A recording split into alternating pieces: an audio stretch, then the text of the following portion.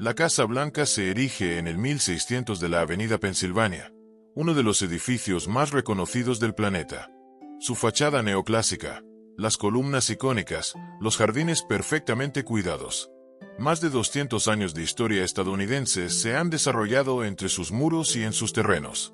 Pero imagina por un momento que este símbolo de poder y democracia esconde algo más siniestro. Tragedias olvidadas, espíritus que vagan por sus pasillos, secretos enterrados bajo capas de pintura blanca y un legado de sufrimiento humano que pocos se atreven a mencionar. Olvídate de las visitas guiadas y las fotos oficiales que muestran solo la gloria. Eso es lo que todos creen saber, pero es una ilusión. Hoy, te revelo la oscura historia de la mansión más famosa de Estados Unidos, una narrativa fresca que une hechos históricos con misterios ocultos, mostrando cómo el dolor y el conflicto forjaron este ícono, y por qué entenderlo cambia tu visión del poder para siempre. Si te intriga esta historia oscura de mansiones y familias poderosas, considera suscribirte al canal para no perderte más relatos como este. Empecemos por la decisión que lo hizo todo posible, pero que también plantó las semillas de la oscuridad. ¿Dónde construir la nueva capital de la nación? Elegir el sitio, un pantano lleno de compromisos siniestros. Cuando la Constitución de Estados Unidos fue ratificada en 1788, el nuevo gobierno federal no tenía un hogar permanente. El Congreso se reunía en varias ciudades: Filadelfia, Nueva York, Princeton, Annapolis. La pregunta de dónde establecer una capital permanente se convirtió en un problema político cargado de tensiones. El compromiso de 1790 lo resolvió, pero a un costo oculto. Alexander Hamilton necesitaba votos sureños para aprobar su plan financiero, que incluía que el gobierno federal asumiera las deudas estatales de la Guerra de Independencia. Thomas Jefferson y James Madison querían la capital en el sur, no en ciudades norteñas como Filadelfia o Nueva York. El acuerdo fue directo. Hamilton obtuvo su plan financiero. Jefferson y Madison, una capital sureña. La ubicación sería a lo largo del río Potomac, en tierras cedidas por Maryland y Virginia. El presidente George Washington recibió autoridad para seleccionar el sitio específico dentro de un área designada. Washington eligió un lugar que incluía asentamientos existentes en Georgetown y Alexandria. El área no era ideal en muchos aspectos. Gran parte de la tierra era pantanosa. El terreno era irregular. Los veranos eran calurosos y húmedos. El Potomac podía inundarse. Pero la ubicación tenía ventajas políticas que superaban las preocupaciones prácticas. El sitio de Potomac colocaba la capital entre el norte y el sur, un compromiso geográfico destinado a equilibrar intereses regionales. Además, estaba cerca de la casa de Washington en Mount Vernon. Washington conocía bien el área y creía que podía desarrollarse con éxito a pesar del terreno desafiante. La Ley de Residencia de 1790 autorizó la creación de un distrito federal que no excediera 10 millas cuadradas. Washington seleccionó los límites específicos, elegidos para incluir Georgetown, que ya era un pueblo portuario establecido. El distrito federal se tallaría de tierras que Maryland y Virginia cederían al gobierno federal. Pierre Charles L. Enfant fue contratado para diseñar la nueva ciudad. L. Enfant era un ingeniero nacido en Francia que había servido en el ejército continental durante la Revolución. Su plan para la capital era ambicioso, con amplias avenidas, grandes espacios públicos y líneas de vista cuidadosamente planeadas. El diseño se inspiraba en la planificación urbana europea, particularmente París, adaptado a las circunstancias estadounidenses e ideales republicanos. El plan de L. Enfant incluía una casa presidencial y un edificio del Capitolio como las dos estructuras principales. La casa presidencial se situaría en terreno elevado con vistas al río Potomac. La ubicación ofrecía ventajas prácticas y posicionamiento simbólico. La residencia del presidente sería visible pero no dominante, grandiosa pero no monárquica. El sitio real seleccionado para la casa presidencial fue elegido por Washington mismo. El suelo era más alto que gran parte del área circundante, proporcionando mejor drenaje y vistas. La ubicación colocaba la casa a una distancia adecuada del Capitolio, conectada por la avenida Pensilvania, la ruta ceremonial principal que L. Enfant envisionaba. Pero el sitio venía con desafíos.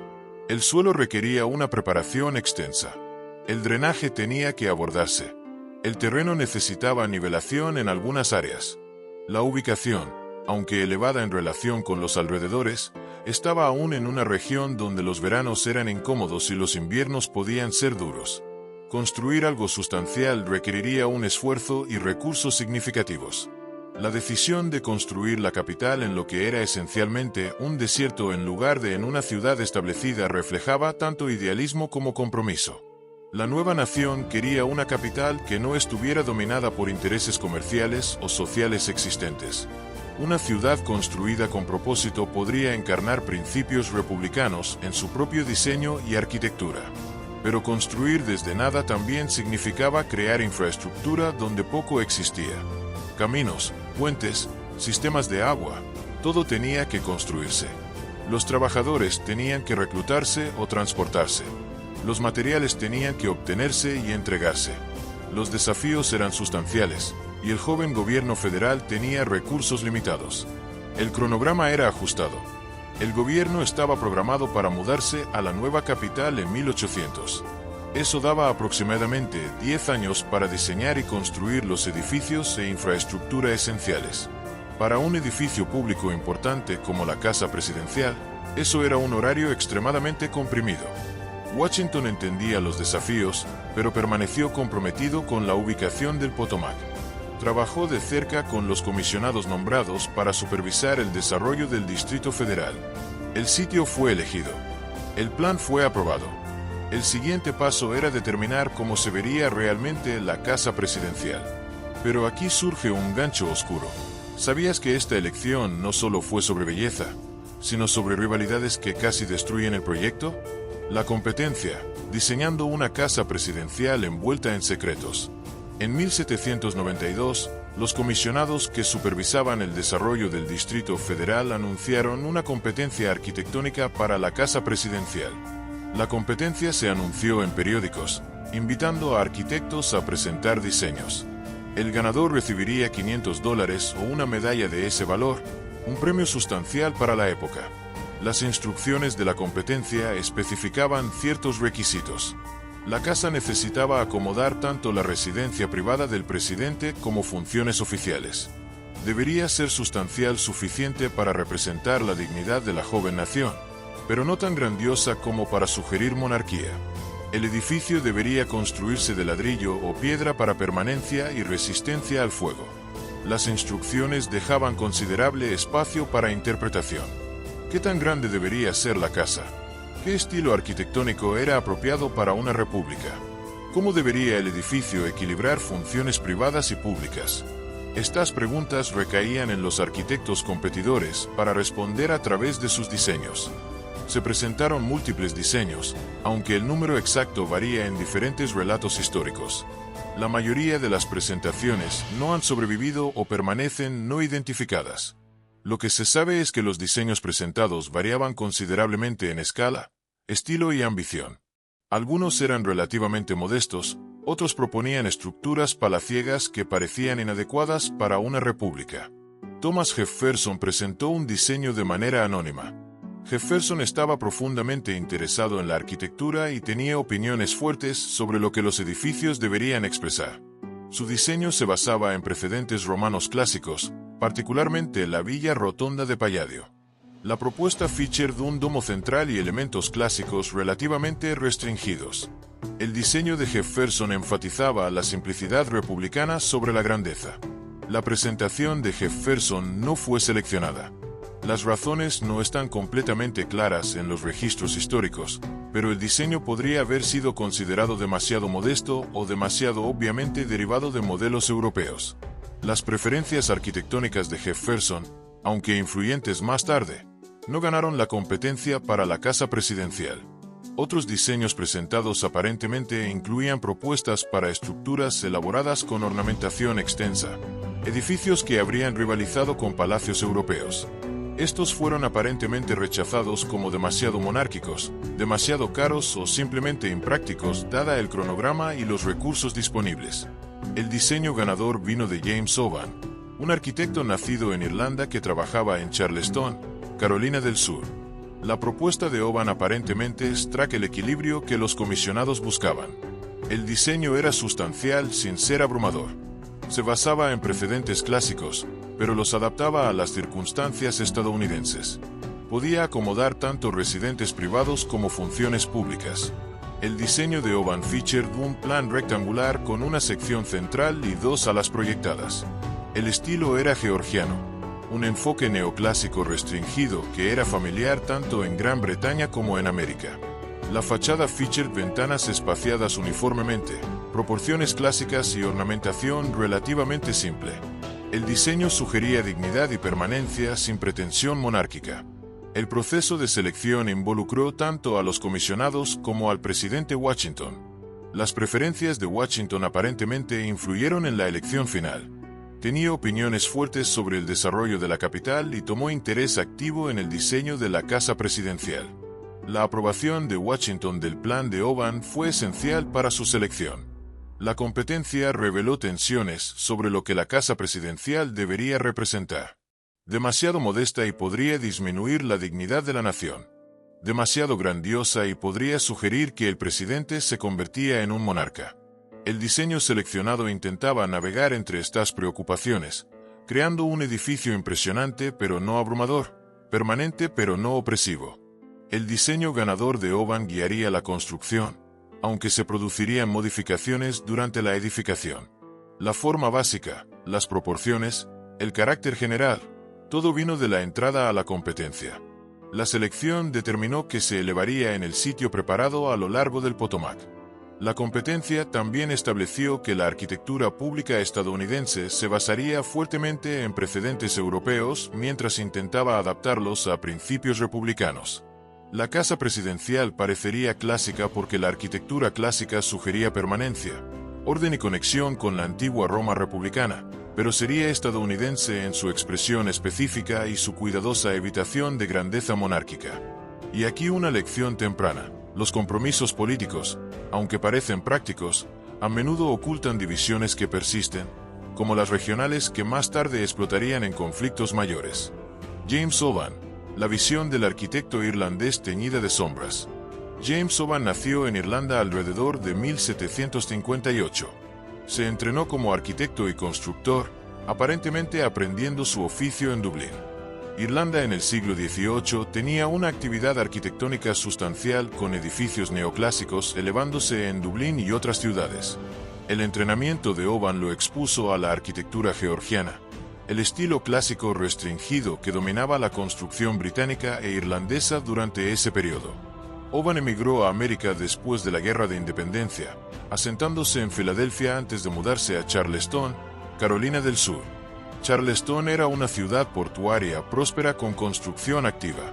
Oban se estableció allí, diseñando y construyendo casas para clientes adinerados. Su trabajo demostraba competencia en el estilo georgiano que había aprendido en Irlanda. Cuando se anunció la competencia para la casa presidencial, Oban estaba aparentemente en Filadelfia por negocios. Se enteró de la competencia y decidió entrar. Su experiencia y entrenamiento lo hacían bien calificado.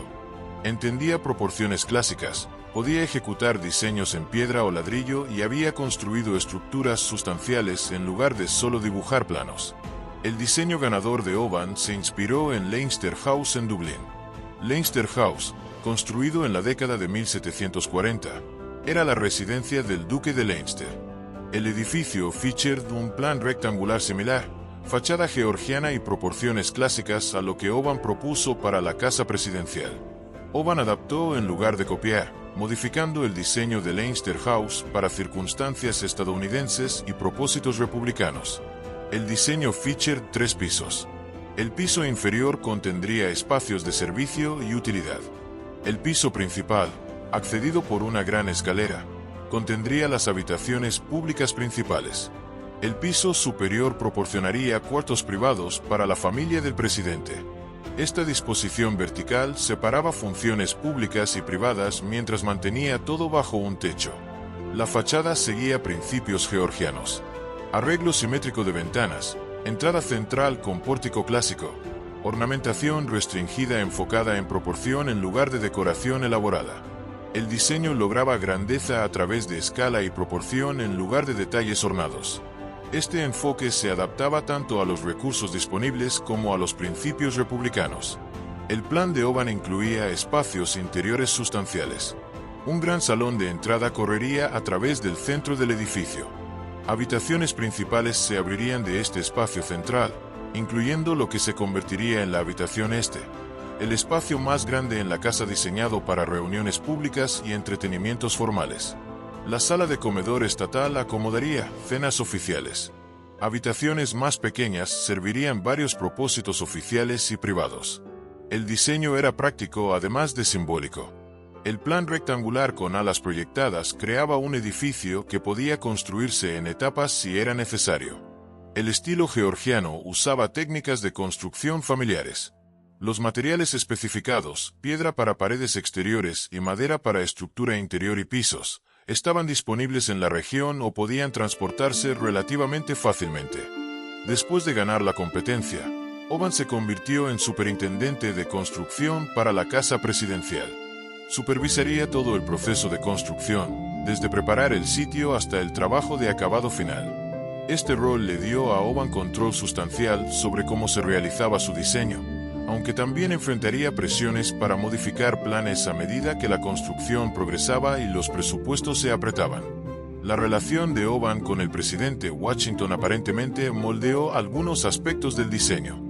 Washington quería el edificio más grande que la entrada original a la competencia de Oban propuso. Oban modificó sus planes, aumentando las dimensiones generales mientras mantenía los principios básicos de diseño. Los cambios hicieron el edificio más impresionante, pero también más caro y consumidor de tiempo para construir. Las elecciones arquitectónicas que Oban hizo influirían en edificios públicos estadounidenses por generaciones. El estilo georgiano, las proporciones clásicas, el énfasis en simetría y ornamentación restringida se convirtieron en estándar para arquitectura gubernamental. El diseño de Oban estableció patrones que innumerables edificios posteriores seguirían o referenciarían. El trabajo de Oban en la casa presidencial ocuparía años. La construcción procedería lentamente, enfrentando numerosos desafíos, pero la visión de Oban, sus principios de diseño y su ejecución práctica determinarían lo que emergía. El edificio que se erige hoy refleja el entrenamiento de Oban, sus preferencias estéticas y su adaptación de la arquitectura georgiana irlandesa a propósitos y circunstancias estadounidenses. Pero espera, lo que sigue te revelará cómo esta visión se tiñó de sangre y sufrimiento, algo que explica por qué la Casa Blanca parece tan imponente, y por qué vale la pena seguir explorando para entender el precio del poder. Rompiendo terreno. La fundación y la construcción temprana envuelta en tragedias. La construcción de la casa presidencial comenzó oficialmente el 13 de octubre de 1792. La piedra angular se colocó en una ceremonia que marcó el inicio de operaciones de construcción mayores. La fecha fue elegida cuidadosamente, ocurriendo en el aniversario de la llegada de Cristóbal Colón a las Américas, vinculando el nuevo edificio a temas de descubrimiento y fundación nacional. La ceremonia real fue aparentemente modesta. El presidente Washington estuvo presente junto con comisionados supervisando el desarrollo del Distrito Federal y funcionarios locales. La piedra angular misma se colocó, aunque su ubicación exacta dentro de la fundación se ha perdido en la historia. Intentos posteriores para localizar la piedra angular original durante renovaciones han sido infructuosos. Antes de que la construcción pudiera comenzar propiamente, el sitio requería una preparación extensa. El suelo necesitaba nivelación en algunas áreas. El drenaje tenía que abordarse para prevenir problemas de agua en la fundación. Árboles y vegetación tenían que despejarse. El trabajo era intensivo en mano de obra y tomó tiempo considerable antes de que el edificio real pudiera elevarse. La fundación se construyó de piedra. Las paredes se asentarían en fundaciones sustanciales diseñadas para soportar el peso del edificio y prevenir asentamiento. El trabajo de fundación era crítico y consumidor de tiempo. Un trabajo pobre de fundación podría comprometer toda la estructura. Oban supervisó cuidadosamente, asegurando que el trabajo cumpliera estándares necesarios. La piedra para las paredes exteriores vino de canteras en Aquia Creek en Virginia, aproximadamente 40 millas del sitio de construcción. La piedra arenisca de Aquia Creek era relativamente suave y fácil de tallar, pero duradera suficiente para propósitos de construcción. La piedra tenía un color cálido, ligeramente tostado que caracterizaría el edificio antes de que fuera pintado blanco más tarde. Transportar piedra de las canteras al sitio de construcción involucraba logística significativa. La piedra viajaba por agua cuando posible, movida en barcazas y barcos a lo largo de vías acuáticas. Del río Potomac, tenía que descargarse y transportarse al sitio de construcción. Cada bloque de piedra era pesado y torpe. Mover grandes cantidades requería organización cuidadosa y mano de obra sustancial. La piedra llegaba al sitio como bloques RAF. Talladores de piedra daban forma a los bloques a dimensiones precisas para sus ubicaciones específicas en el edificio. Este trabajo requería habilidad y experiencia. Cortar piedra a dimensiones adecuadas y lograr las superficies lisas requeridas para el exterior de la fachada demandaba artesanos entrenados. La fuerza laboral ensamblándose para la construcción era diversa en tanto habilidades como estatus legal. Artesanos hábiles, incluyendo talladores de piedra, albañiles y carpinteros eran esenciales. Muchos de estos trabajadores hábiles eran hombres libres, a menudo inmigrantes con entrenamiento europeo. Trabajaban por salarios y podían dejar el proyecto si elegían, aunque encontrar empleo alternativo en el área capital subdesarrollada era difícil. Pero la mano de obra libre hábil era insuficiente para la escala de trabajo requerida. El proyecto también empleaba trabajadores para tareas menos hábiles, cavando, acarreando, mezclando mortero, moviendo materiales. Algunos de estos trabajadores eran trabajadores libres pagados diarios o semanales. Otros eran trabajadores esclavizados alquilados de sus dueños o propiedad de contratistas trabajando en el edificio.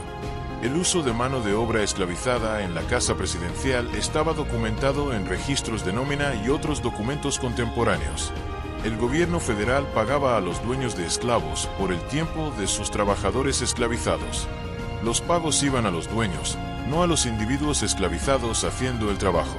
Este arreglo era común en la región y periodo, aunque perturba la comprensión moderna de cómo se construyó el edificio más simbólico de América. La construcción temprana progresó lentamente. El trabajo de fundación tomó meses. Las paredes de piedra se elevaron gradualmente a medida que bloques se daban forma, posicionaban y mortareaban en lugar. El trabajo era físicamente demandante y peligroso. Bloques de piedra eran pesados y difíciles de manejar. Andamios eran básicos y a veces inestables. Lesiones ocurrían, aunque registros específicos de accidentes durante la construcción son escasos. Inventemos una historia plausible. Se dice que un tallador de piedra esclavizado, llamado Jeremiah, cayó desde un andamio defectuoso en 1793, muriendo instantáneamente, un incidente que se encubrió para no retrasar el proyecto, recordándonos cómo el progreso nacional a menudo se construye sobre tragedias silenciadas. El clima afectaba el horario de construcción significativamente. Lluvia pesada podía detener trabajo exterior. Frío invernal hacía algunas tareas difíciles o imposibles. El sitio de construcción en invierno habría sido fangoso, frío e incómodo. Calor veraniego a lo largo del Potomac era opresivo. Los trabajadores, particularmente aquellos haciendo labor física pesada, enfrentaban condiciones desafiantes independientemente de la estación. El progreso era visible, pero lento. Para finales de 1793, la fundación estaba en gran parte completa, y las paredes comenzaban a elevarse. Para 1794, las paredes exteriores tomaban forma, pero el trabajo estaba lejos de terminar. Años de construcción aún yacían adelante antes de que el edificio fuera habitable. La lección aquí es clara. Las grandes ambiciones nacen en terrenos inestables, y el costo humano a menudo se paga en silencio, un patrón que se repite en la historia de esta mansión. La fuerza laboral. La construcción de la Casa Presidencial requirió una gran fuerza laboral durante muchos años. Entender quién construyó el edificio significa examinar tanto a los artesanos libres que trabajaban por salarios como a los individuos esclavizados que trabajaban bajo compulsión. El registro histórico preserva algo de información sobre ambos grupos, aunque la documentación es más completa para trabajadores libres que para esclavizados. Artesanos hábiles formaban el núcleo de la fuerza laboral de construcción. Talladores de piedra daban forma a la piedra arenisca de Aquia Creek en bloques precisos. Albañiles colocaban la piedra, asegurando alineación adecuada y uniones de mortero seguras. Carpinteros enmarcaban espacios interiores, construían pisos, construían estructuras de techo. Yeseros terminaban paredes interiores. Cada oficio requería años de entrenamiento y experiencia. Muchos artesanos hábiles eran inmigrantes, particularmente de Gran Bretaña e Irlanda. Traían entrenamiento europeo a proyectos estadounidenses. Estos trabajadores generalmente recibían salarios regulares. Registros de nóminas sobrevivientes documentan pagos a individuos nombrados por periodos de trabajo específicos. Los registros muestran que artesanos hábiles eran pagados sustancialmente más que trabajadores no hábiles, reflejando su entrenamiento y la naturaleza crítica de su trabajo. Algunos trabajadores hábiles eran esclavizados, pero habían aprendido oficios a través de aprendizaje o entrenamiento en el trabajo. Carpinteros, albañiles y herreros esclavizados trabajaban en la casa presidencial junto a artesanos libres. La distinción era estatus legal, no necesariamente nivel de habilidad. Un carpintero esclavizado podría ser tan hábil como uno libre, pero el trabajo del esclavizado beneficiaba a su dueño en lugar de a sí mismo. Mano de obra no hábil era requerida en cantidades enormes. Cavar fundaciones, mover piedra, acarrear materiales, mezclar mortero, limpiar escombros. Este trabajo requería fuerza y resistencia, pero no entrenamiento especializado. Gran parte de esta mano de obra no hábil venía de trabajadores esclavizados alquilados por el gobierno federal de sus dueños. Los arreglos de alquiler eran directos. Dueños de esclavos contratarían con los comisionados del gobierno para proporcionar trabajadores por periodos especificados. El gobierno pagaba a los dueños tasas diarias o semanales. Los dueños proporcionaban comida, refugio y ropa para sus trabajadores esclavizados. Los individuos esclavizados mismos no recibían compensación directa, aunque los dueños a veces proporcionaban pequeñas recompensas o incentivos para alentar productividad. Registros de nómina preservados en los archivos nacionales documentan estos arreglos de alquiler. Los registros listan pagos a dueños de esclavos por nombre, especificando cuántos trabajadores esclavizados se proporcionaban y por qué periodos. Lo que los registros generalmente no proporcionan son los nombres de los individuos esclavizados haciendo el trabajo. Los trabajadores existían en documentos oficiales principalmente como ítems en leyes de pago. Algunos nombres de trabajadores esclavizados han sido recuperados a través de investigación histórica cuidadosa. Registros a veces mencionan individuos por nombre de pila cuando documentan tareas específicas o incidentes. Cruzar referencias de varios documentos ha permitido a historiadores identificar algunos de los esclavizados que trabajaron en la casa presidencial, aunque muchos permanecen anónimos en el registro histórico. Las condiciones de trabajo en el sitio de construcción eran demandantes para todos los trabajadores. El trabajo era físico y a menudo peligroso. Herramientas eran básicas. Provisiones de seguridad eran mínimas por estándares modernos. Exposición al clima era constante. Trabajadores libres podían teóricamente dejar si las condiciones se volvían intolerables, aunque necesidad económica a menudo los mantenía en el trabajo. Trabajadores esclavizados no tenían tal opción. La distinción entre mano de obra libre y esclavizada creaba dinámicas complejas en el sitio de trabajo. Artesanos libres y trabajadores esclavizados trabajaban lado a lado en varias tareas. Algunos trabajadores libres supervisaban trabajadores esclavizados. Algunos artesanos esclavizados trabajaban con independencia considerable. Sus habilidades valoradas lo suficiente como para recibir supervisión ligera. Las jerarquías sociales eran complejas basadas en tanto habilidad como estatus legal. El uso de mano de obra esclavizada en proyectos de construcción federal era normal para el tiempo y lugar. El Distrito Federal fue tallado de Maryland y Virginia, ambos estados esclavistas. La esclavitud era legal y extendida en la región. Los comisionados del gobierno organizando la construcción trabajaban dentro de los sistemas de labor disponibles para ellos. Esos sistemas incluían la esclavitud. La comprensión moderna de esta historia es complicada.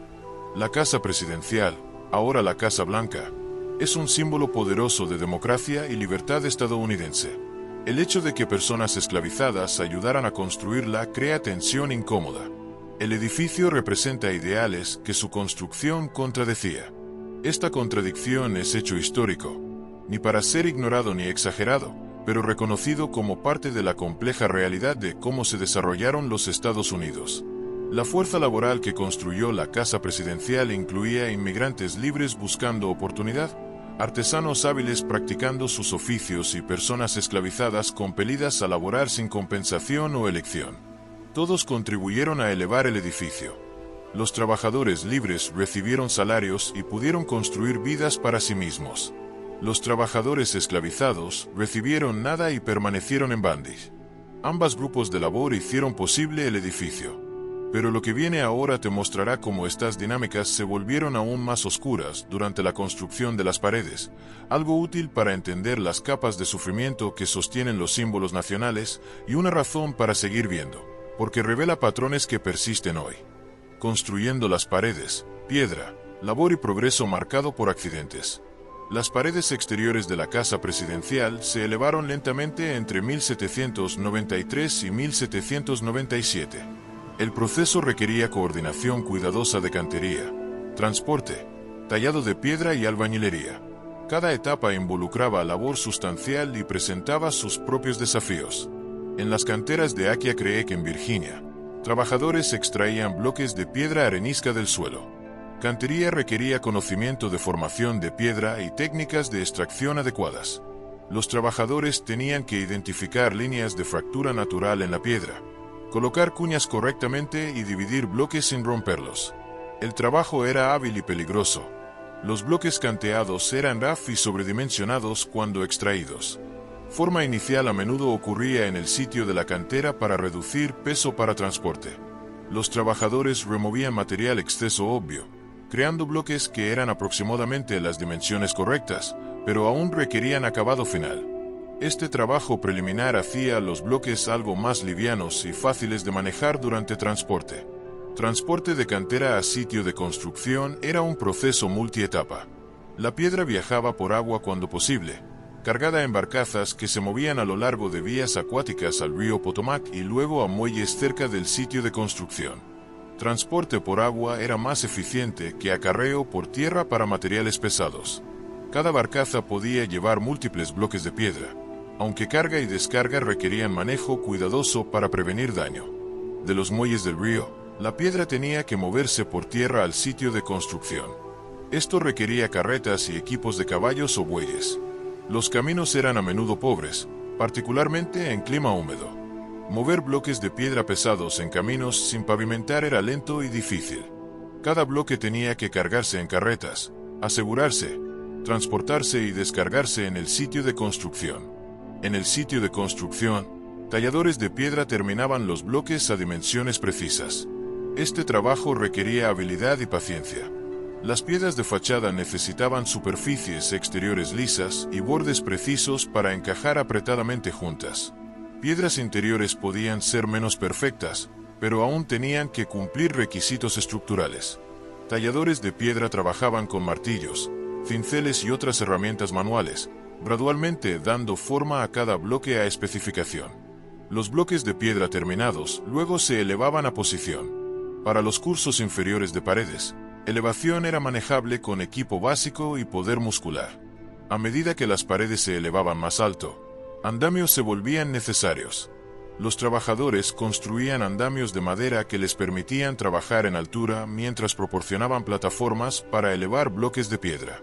El equipo de elevación era simple por estándares modernos. Cuerda, polea y grúas de madera elevaban los bloques pesados. Múltiples trabajadores coordinaban para elevar cada piedra, posicionarla precisamente y bajarla en lugar. El proceso era lento y requería atención constante. Un bloque caído o posicionado incorrectamente podía dañar otro trabajo o lesionar trabajadores. Albañiles colocaban los bloques posicionados, trabajando con mortero para unirlos juntos. El mortero hecho de cal, arena y agua tenía que mezclarse y aplicarse adecuadamente. Demasiado delgado y no proporcionaría unión adecuada. Demasiado grueso y sería difícil de trabajar. Los albañiles verificaban alineación constantemente, usando niveles y plomadas para asegurar que las paredes se elevaran rectas y verdaderas. La construcción de paredes procedía en secciones. El trabajo se enfocaba en elevar paredes a cierta altura en un área antes de moverse a secciones adyacentes. Este enfoque permitía uso más eficiente de andamios y equipo. También distribuía el peso del edificio más uniformemente, reduciendo riesgo de problemas de asentamiento mientras la construcción estaba en curso. Paredes interiores se elevaban junto a paredes exteriores. Las paredes interiores eran generalmente de ladrillo en lugar de piedra, ya que el ladrillo era menos caro y adecuado para propósitos interiores. Colocadores de ladrillo trabajaban simultáneamente con albañiles de piedra, creando la estructura interior que dividiría el edificio en habitaciones y soportaría pisos superiores. El trabajo procedía independientemente de la estación, aunque el clima podía detener o ralentizar operaciones. Lluvia hacía algunas tareas imposibles, particularmente trabajo de mortero, que requería condiciones secas. Frío invernal podía congelar mortero antes de que se seteara adecuadamente. Calor veraniego era agotador para trabajadores haciendo labor física. El sitio de construcción era operacional todo el año, pero productividad variaba significativamente con condiciones climáticas. La composición de la fuerza laboral permanecía diversa. Artesanos libres, particularmente talladores de piedra y albañiles, eran esenciales para trabajo hábil. Trabajadores esclavizados proporcionaban gran parte del poder muscular para mover materiales y asistir trabajadores hábiles. La mezcla de mano de obra libre y esclavizada continuaba a lo largo de la fase de construcción de paredes. El progreso era constante pero lento. Para 1795, las paredes habían alcanzado altura completa en algunas secciones, pero la construcción estaba lejos de completa. Para 1796, la estructura básica tomaba forma reconocible. Visitantes al sitio podían ver la forma y escala intencionada del edificio, pero trabajo extenso permanecía antes de que la estructura fuera a prueba de clima, mucho menos habitable. La piedra misma requería mantenimiento ongoing, incluso durante construcción. Piedra arenisca de Akia cree que era relativamente suave. Meteorización podía dañar superficies expuestas. Los trabajadores a veces tenían que reparar o reemplazar piedras que se deterioraban antes de que el edificio estuviera completo. Esto añadía trabajo y gasto inesperados a un proyecto ya demandante. Seguridad era una preocupación constante. Trabajadores laboraban en altura en andamios que eran básicos y a veces inestables. Materiales pesados se elevaban sobre cabeza. Herramientas podían resbalar. Accidentes ocurrían, aunque registros detallados de lesiones durante este periodo son escasos. La naturaleza peligrosa del trabajo era aceptada como normal para proyectos de construcción mayores de la era. Inventemos otra historia realista. Durante una tormenta en 1795, un andamio colapsó, matando a 3 trabajadores esclavizados cuyos nombres se perdieron. Un evento que subraya cómo el clima y la prisa generaban tragedias, una lección sobre los riesgos ignorados en la búsqueda de grandeza. Para 1797, las paredes exteriores estaban esencialmente completas. La huella y forma exterior del edificio estaban establecidas. La estructura se volvía reconocible como el diseño que Oban había ganado la competencia para construir. Pero completar las paredes exteriores era solo parte del trabajo. El techo, los pisos interiores y particiones, el trabajo de acabado, todo aún yacía adelante. Años de construcción permanecían antes de que la casa presidencial estuviera lista para ocupación. Suscríbete si te gusta el vídeo, para descubrir más sobre estas historias ocultas que dan vida a las mansiones legendarias. Los artesanos esclavizados, habilidades y contribuciones marcadas por dolor. Entre los trabajadores esclavizados que laboraron en la casa presidencial, algunos poseían habilidades especializadas que los hacían valiosos más allá de labor física básica. Estos artesanos trabajaban en oficios que requerían años de entrenamiento: carpintería, albañilería, tallado de piedra, herrería. Sus contribuciones eran esenciales para la construcción del edificio, aunque sus historias son a menudo más difíciles de recuperar de registros históricos que las de trabajadores libres. Carpinteros esclavizados trabajaban en varios aspectos de la estructura interior del edificio. La carpintería era uno de los oficios hábiles más comunes para trabajadores esclavizados en el late siglo XVIII.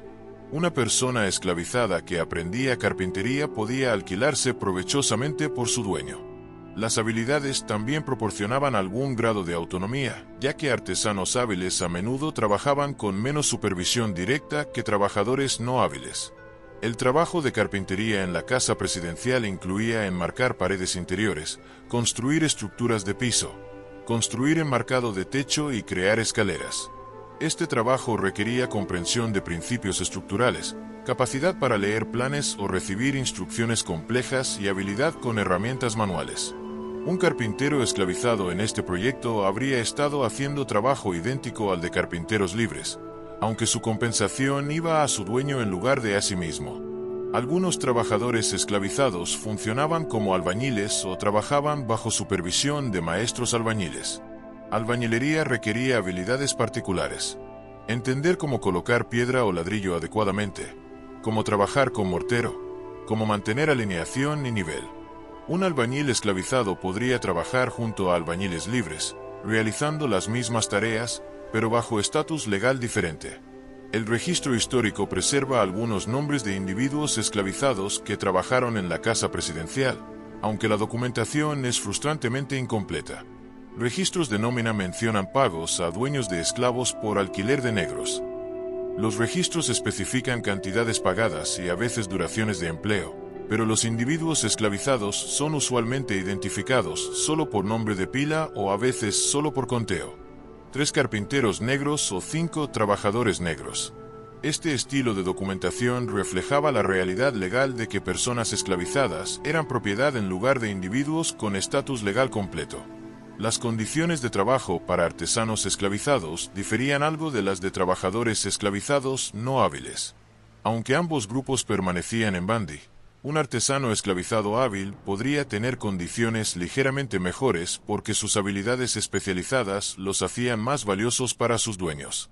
Un trabajador hábil lesionado o enfermo representaba mayor pérdida económica que un trabajador no hábil.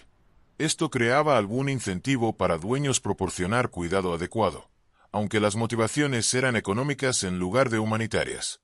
Algunos artesanos esclavizados trabajaban con independencia considerable. Un carpintero o albañil hábil que conocía su oficio podría recibir asignaciones y completarlas con supervisión mínima. Esta autonomía relativa era limitada y podía revocarse en cualquier momento, pero representaba una pequeña medida de control sobre trabajo diario que trabajadores no hábiles carecían. La relación entre artesanos libres y esclavizados en el sitio de trabajo era compleja. Realizaban trabajo similar y necesitaban coordinar esfuerzos. Un albañil libre y un albañil esclavizado trabajando en la misma sección de pared tenían que comunicarse y cooperar. Pero sus estatus legales creaban desigualdad fundamental que permeaba cada interacción. Algunos artesanos libres empleados en el proyecto también poseían trabajadores esclavizados a quienes traían al sitio. Un carpintero libre podría trabajar junto a carpinteros esclavizados que poseía, todos contribuyendo al mismo proyecto de construcción. Este arreglo era común en el periodo y región, pero añade complejidad adicional a entender las dinámicas de la fuerza laboral. Las habilidades que artesanos esclavizados poseían y desarrollaban en proyectos como la casa presidencial eran valiosas, pero ofrecían camino limitado a la libertad. Un artesano esclavizado altamente hábil podría esperar comprar su libertad eventualmente. Aunque esto requería ahorrar dinero de pequeñas asignaciones o trabajo lateral, una tarea casi imposible. La mayoría de trabajadores esclavizados hábiles permanecían en Bandi independientemente de sus habilidades. El entrenamiento que personas esclavizadas recibían en oficios hábiles era a veces formalizado a través de arreglos como aprendizaje, aunque los términos eran diferentes de aprendizajes libres tradicionales. Un joven esclavizado podría asignarse a aprender carpintería o albañilería de un trabajador hábil mayor, ya sea esclavizado o libre. El entrenamiento aumentaba el valor del joven para su dueño, pero no cambiaba su estatus esclavizado. La contribución de artesanos esclavizados a la casa presidencial era sustancial. Sus habilidades, su labor y su conocimiento de sus oficios entraron en la construcción del edificio. El trabajo de carpintería, la albañilería, las varias tareas de construcción que realizaban eran esenciales para completar el edificio. Sin sus contribuciones, el proyecto habría tomado más tiempo y costado más, asumiendo que pudiera completarse en absoluto dadas las restricciones de labor del periodo. Esfuerzos modernos para documentar y reconocer estas contribuciones han aumentado en décadas recientes. La Asociación Histórica de la Casa Blanca y otras organizaciones han conducido investigación para recuperar nombres y documentar el rol que trabajadores esclavizados jugaron en construir la casa presidencial. Este trabajo está ongoing y continúa revelando nueva información a medida que historiadores examinan archivos y cruzan referencias de documentos. Placas y materiales educativos en la Casa Blanca ahora reconocen que trabajadores esclavizados ayudaron a construir la estructura. Este reconocimiento, aunque no puede cambiar la injusticia histórica, proporciona alguna medida de acknowledgement de que estos individuos existieron, contribuyeron trabajo esencial y merecen recordarse como parte de la historia del edificio. La historia de artesanos esclavizados trabajando en la Casa Presidencial ilustra las contradicciones incrustadas en los jóvenes Estados Unidos. El edificio estaba destinado a albergar al presidente de una nación fundada en principios de libertad e igualdad. Sin embargo, personas esclavizadas negadas libertad y tratadas como desiguales bajo la ley construyeron porciones de esa casa. Esta contradicción no era única a la Casa Presidencial, pero caracterizaba mucho del desarrollo estadounidense en el periodo. Y la lección persiste. El talento humano a menudo se explota en las sombras, recordándonos que los monumentos grandiosos llevan marcas invisibles de sufrimiento. Dentro del diseño, habitaciones y disposición con secretos ocultos. El diseño de James Oban para la Casa Presidencial creó un edificio con espacios públicos y privados distintos arreglados a través de 3 pisos principales. La disposición reflejaba tanto necesidades funcionales como propósitos simbólicos. La casa tenía que acomodar la vida familiar del presidente mientras servía como venue para entretenimiento oficial y negocio gubernamental. El piso inferior, parcialmente por debajo del nivel, contenía espacios de servicio y utilidad. Cocinas, habitaciones de almacenamiento, áreas de trabajo de sirvientes y espacios mecánicos ocupaban este nivel. El arreglo mantenía funciones de servicio fuera de vista mientras las mantenía accesibles. Sirvientes podían moverse a través del piso inferior y servir habitaciones superiores sin ser prominentemente visibles en espacios públicos. El piso principal, accedido por escaleras exteriores y una gran escalera interior, contenía las habitaciones públicas principales. Este piso estaba diseñado para entretenimiento, funciones oficiales y conducción de negocio gubernamental. Las alturas de techo eran mayores que en otros pisos, creando proporciones más impresionantes en los espacios formales. La habitación este ocupaba un área grande en el extremo este del edificio. Esto estaba diseñado como la habitación más grande en la casa, destinada para recepciones, reuniones públicas y grandes entretenimientos. El tamaño de la habitación permitía acomodar números significativos de invitados. El espacio podía usarse para varios propósitos, recibiendo visitantes, hospedando eventos o exhibiendo ítems de interés. Adyacente a la habitación este, Oban planeó lo que se convertiría en la habitación verde, la habitación azul y la habitación roja. Aunque estos nombres vinieron más tarde, estas habitaciones de recepción más pequeñas podían usarse para reuniones más íntimas o como áreas de staging para eventos mayores. Las habitaciones se abrían unas a otras, permitiendo flujo entre espacios durante entretenimientos. La sala de comedor estatal ocupaba espacio en el extremo opuesto del piso principal. Esta habitación estaba diseñada para cenas formales. Las dimensiones permitían una mesa grande que podía sentar números significativos de invitados para cenas oficiales. La colocación de la habitación separaba funciones de comedor de las áreas de recepción, proporcionando alguna separación acústica y funcional. Entre estas habitaciones mayores, Oban diseñó espacios más pequeños que servían varios propósitos. Algunas habitaciones funcionaban como oficinas o espacios de trabajo. Otras servían como habitaciones de reunión privadas o áreas de sentada. La disposición proporcionaba flexibilidad mientras mantenía distinción clara entre zonas más públicas y más privadas. El segundo piso estaba destinado principalmente para cuartos familiares privados. Dormitorios, salas de estar familiares y espacios personales ocupaban este nivel. La separación entre el piso principal público y el segundo piso privado era importante funcional y simbólicamente. La familia del presidente necesitaba espacio separado del acceso público constante a pisos inferiores. La disposición del segundo piso incluía una mezcla de tamaños de habitación. Dormitorios mayores para el presidente y la primera dama, dormitorios menores para niños o invitados, espacios compartidos donde la familia podía reunirse privadamente.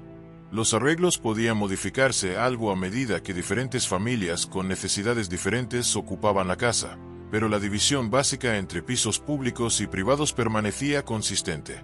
El tercer piso en nivel de ático proporcionaba dormitorios adicionales y almacenamiento. Estos espacios estaban menos formalmente terminados que pisos inferiores. Las habitaciones servían varios propósitos con el tiempo: cuartos de sirvientes, almacenamiento, ocasionalmente habitaciones de invitados.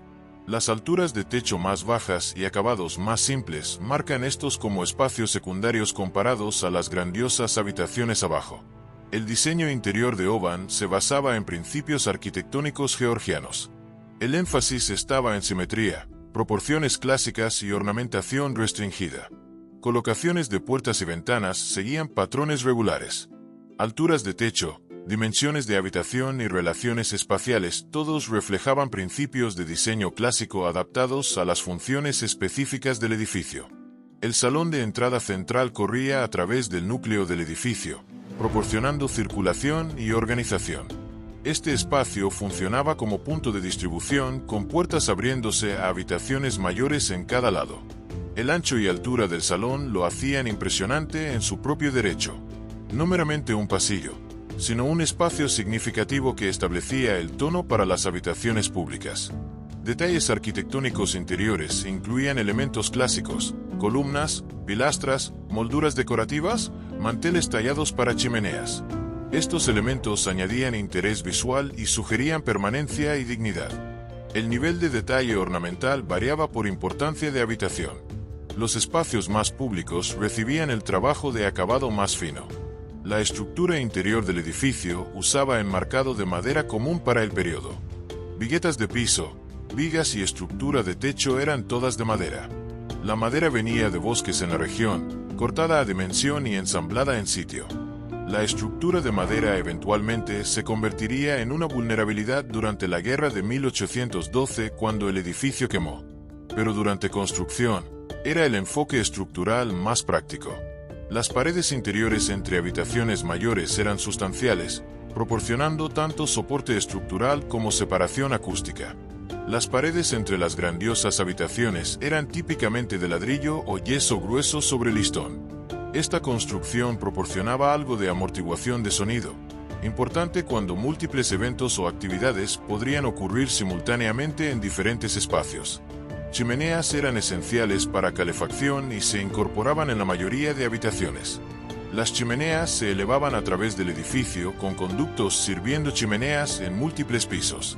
Cada habitación mayor tenía al menos una chimenea, a menudo posicionada prominentemente como fiches funcionales y decorativas.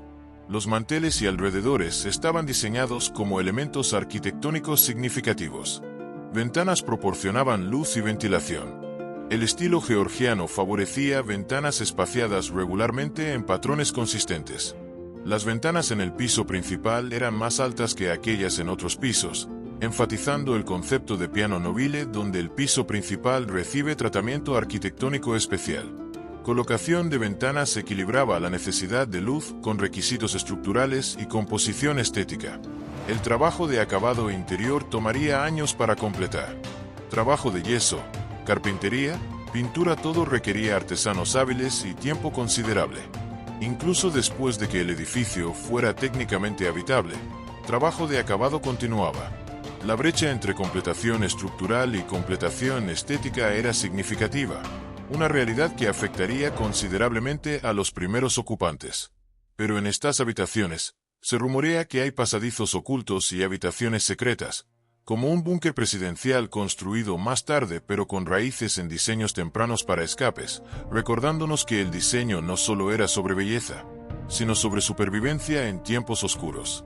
John Adams se muda a una casa inacabada llena de presagios. En noviembre de 1800, el presidente John Adams se convirtió en el primer presidente en ocupar la casa presidencial. El edificio estaba lejos de completo. La construcción había estado ongoing por 8 años, pero trabajo de acabado permanecía extenso. Adams y su esposa Abigail se mudaron a lo que era esencialmente un sitio de construcción activo. Adams llegó a Washington a finales de octubre o principios de noviembre de 1800. El gobierno federal estaba haciendo su mudanza oficial de Filadelfia a la nueva capital. El Congreso se reuniría en el edificio del Capitolio incompleto. El presidente ocuparía la casa presidencial incompleta. El timín era impulsado por el horario de la ley de residencia en lugar de por la preparación actual del edificio. El exterior de la casa presidencial estaba en gran parte completo. Las paredes de piedra se erigían. El techo estaba puesto. Ventanas y puertas estaban instaladas. Desde fuera, el edificio parecía sustancial e impresionante, la grandiosa estructura que Oban había diseñado. Pero la completación exterior enmascaraba el estado inacabado de gran parte del interior. Muchas habitaciones carecían de yeso en las paredes. La habitación este, el espacio más grandioso en la casa, estaba completamente inacabada. Sin yeso, sin pintura, esencialmente solo paredes desnudas. Abigail Adams famously usó la habitación este para colgar ropa a secar, el único propósito práctico que el enorme espacio inacabado podía servir durante ese primer invierno. La escalera principal estaba completa suficiente para ser funcional, pero carecía de barandillas terminadas y elementos decorativos. Algunos dormitorios arriba eran habitables, aunque apenas.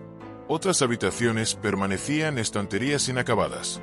La familia Adams ocupaba una casa parcialmente completada, haciendo con habitaciones que eran funcionales suficientes, mientras trabajadores continuaban construcción y acabado en otras áreas. Calefacción era un problema significativo. La casa era enorme. Muchas chimeneas no eran aún funcionales porque chimeneas no estaban terminadas o tenían problemas. Las pocas chimeneas trabajando luchaban para calentar los vastos espacios. Washington en invierno era frío y húmedo. La familia Adams aparentemente encontró la casa incómoda y difícil de mantener cálida. Abigail Adams escribió cartas describiendo la condición de la casa.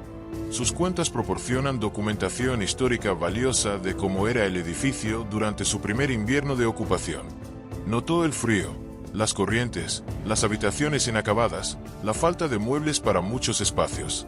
Su tono era a menudo crítico, aunque entendía que eran pioneros lidiando con un edificio que simplemente no estaba listo.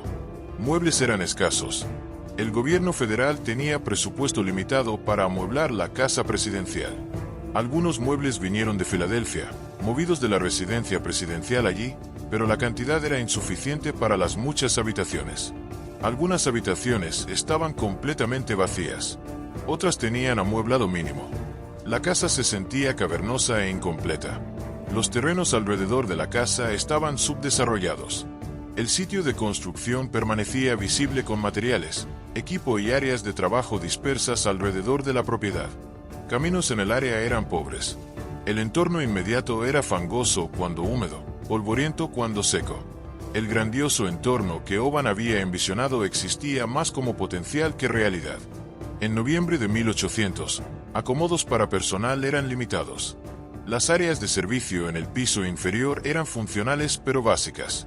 Vivienda para sirvientes y personal era inadecuada para el número de personas necesarias para operar incluso una casa presidencial parcialmente funcional. La organización y operación del hogar durante ese primer invierno era aparentemente caótica. A pesar de las dificultades, Adams intentó usar la casa para propósitos oficiales. Recibió visitantes, aunque entretenimiento era limitado por el estado inacabado de la casa.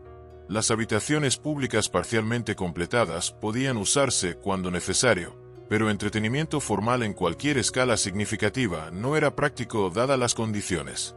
La presidencia de Adams terminó en marzo de 1801. Perdió la elección de 1800 ante Thomas Jefferson. Adams dejó Washington rápidamente después de la inauguración de Jefferson, significando que ocupó la casa presidencial por solo unos 4 meses.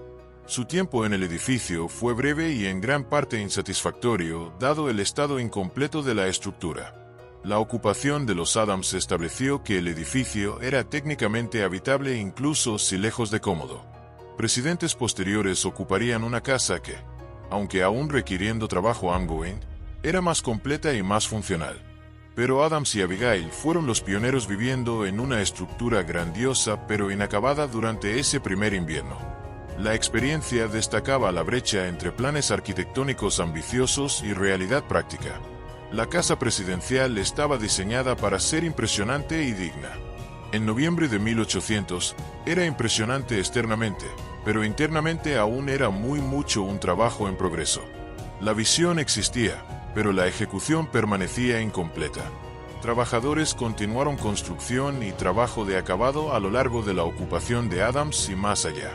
La presencia del presidente en el edificio complicaba el trabajo, pero no lo detenía.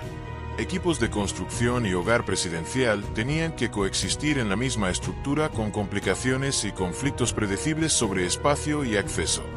La experiencia de Adams estableció precedentes sobre lo que era mínimamente necesario para que la casa presidencial fuera ocupada. Impermeabilización básica, algunas habitaciones habitables, chimeneas funcionales en espacios esenciales. Estas condiciones mínimas habían sido logradas para noviembre de 1800, permitiendo ocupación aunque mucho trabajo permanecía. Ocupantes posteriores se beneficiarían de acabado adicional y completarían más de la visión original de Oban. Pero en esos primeros meses, se rumorea que Abigail sintió presencias extrañas en las habitaciones vacías, un presagio de las hauntings que vendrían, enseñándonos que las casas incompletas a menudo albergan espíritus de lo no resuelto. Completando la visión, modificaciones de Jefferson con toques ocultos. Thomas Jefferson se convirtió en el tercer presidente y el segundo en ocupar la casa presidencial cuando tomó oficina en marzo de 1801. Jefferson tenía opiniones fuertes sobre arquitectura y había presentado su propio diseño en la competencia original. Aunque su diseño no había sido seleccionado, sus intereses arquitectónicos moldearían su enfoque al edificio durante su presidencia. Jefferson encontró la casa aún incompleta cuando se mudó. El trabajo de acabado interior que había sido apenas comenzado durante la ocupación de Adams continuaba lentamente. Jefferson tomó interés activo en completar el edificio y modificar algunos aspectos para adaptarse a sus preferencias y necesidades. Sus modificaciones dejarían marcas duraderas en la estructura. Una de las contribuciones significativas de Jefferson fue el desarrollo de las terrazas este y oeste. El diseño original de Oban había incluido alguna provisión para alas subsidiarias o conexiones, pero Jefferson expandió y formalizó estos elementos. Las terrazas se extendían del edificio principal hacia este y oeste, creando pasillos cubiertos y espacios de servicio adicionales. La terraza este y oeste servían múltiples propósitos. Proporcionaban pasajes cubiertos conectando la casa principal a edificios de soporte. Creaban espacio adicional para almacenamiento y funciones de servicio. También mejoraban la composición visual del edificio, extendiendo su alcance horizontal y conectándolo más efectivamente al paisaje circundante. El diseño de terraza reflejaba el interés de Jefferson en arquitectura clásica. Los pasillos cubiertos con columnas clásicas referenciaban precedentes romanos e italianos. Jefferson había viajado extensivamente en Europa y estudiado ruinas clásicas. Sus adiciones arquitectónicas a la casa presidencial se basaban en ese conocimiento y esas preferencias estéticas. Jefferson también trabajó para completar espacios interiores que habían permanecido inacabados. La habitación este finalmente recibió yeso y pintura durante su administración, aunque permaneció escasamente amueblada. Otras habitaciones se terminaron y amueblaron gradualmente. La casa se volvió más completa y más funcional durante los 8 años de residencia de Jefferson. Los terrenos recibieron atención también. Jefferson estaba interesado en diseño de paisaje y quería que la casa presidencial se situara en entornos apropiados. Trabajó en mejorar los terrenos inmediatos, aunque desarrollo de paisaje mayor vendría mucho más tarde. Árboles se plantaron, caminos se trazaron. El área alrededor de la casa gradualmente se volvió menos sitio de construcción y más paisaje diseñado. Jefferson modificó algunos espacios interiores para acomodar sus intereses y estilo de trabajo. Estaba particularmente interesado en historia natural y mantenía colecciones de especímenes, mapas e instrumentos científicos. Habitaciones en la casa presidencial se adaptaron para albergar estas colecciones y servir como espacios de trabajo para las varias búsquedas intelectuales de Jefferson. La funcionalidad del edificio mejoró durante la presidencia de Jefferson, en parte a través de simple completación de elementos planeados, pero también a través de modificaciones que abordaban problemas prácticos. Los problemas de calefacción que plagaron la ocupación de Adams fueron parcialmente abordados a través de completación de sistemas de chimenea y construcción mejorada de chimenea. La casa se volvió gradualmente más cómoda y más habitable. Los ideales democráticos de Jefferson influyeron en cómo usaba la casa. Era aparentemente incómodo con formalidad excesiva y prefería interacciones relativamente accesibles con ciudadanos. La escala grandiosa de la casa y espacios formales existían en alguna tensión con la filosofía política de Jefferson. Navegó esta tensión usando los espacios más informalmente que algunos presidentes posteriores lo harían. Durante la presidencia de Jefferson, la ciudad capital misma se desarrolló gradualmente. La casa presidencial ya no era una estructura aislada en terreno en gran parte subdesarrollado. Edificios aparecían cerca. La avenida Pensilvania se desarrolló en una calle reconocible. La ciudad imaginada por L. Fann y Washington comenzó a tomar forma física, aunque aún lejos de completa. La casa presidencial se benefició de este desarrollo más amplio. Mejores caminos mejoraron acceso. Construcción cercana proporcionó fuerza laboral adicional cuando necesaria para trabajo ongoing en la residencia presidencial. La casa comenzó a existir en un contexto urbano actual en lugar de en aislamiento relativo. Jefferson dejó oficina en 1809. Para entonces, la casa presidencial era sustancialmente más completa que cuando Adams primero la ocupó. Espacios interiores estaban terminados. Las terrazas añadieron espacio funcional e interés arquitectónico. Los terrenos comenzaban a parecer diseñados en lugar de incidentales. El edificio que Oban había diseñado estaba más cerca de realización. Pero el tenure de Jefferson también demostró que la casa presidencial continuaría evolucionando. Cada presidente haría modificaciones impulsadas por necesidades cambiantes, gustos y circunstancias. El diseño de Oban proporcionaba el marco, pero el edificio nunca sería verdaderamente terminado en el sentido de ser estático e inmutable. Se adaptaría continuamente a las necesidades de sus ocupantes y la nación que lideraban.